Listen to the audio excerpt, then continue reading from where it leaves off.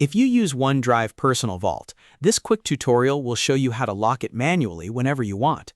This is useful because it protects your sensitive files right away, instead of waiting for the automatic timeout.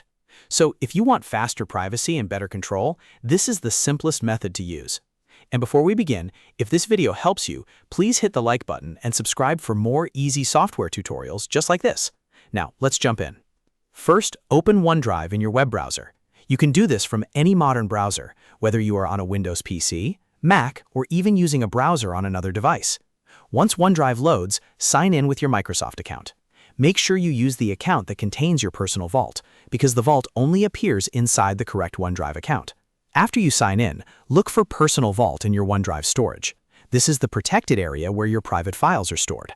Click on Personal Vault to open it. Depending on your current security state, you may be asked to verify your identity before you can access it.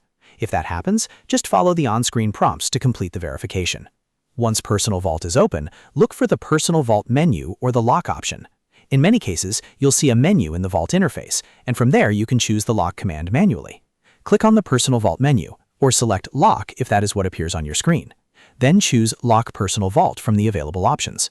If OneDrive asks you to confirm the action, go ahead and confirm it.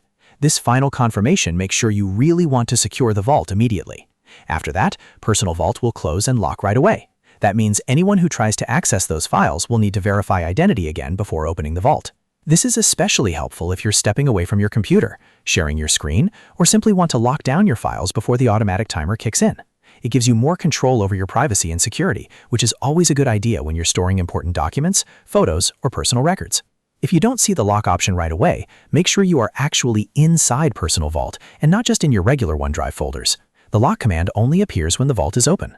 Also, if the menu looks slightly different depending on your device or browser, don't worry. The wording may vary a little, but the goal is the same. Select the option that says Lock Personal Vault. And that's it.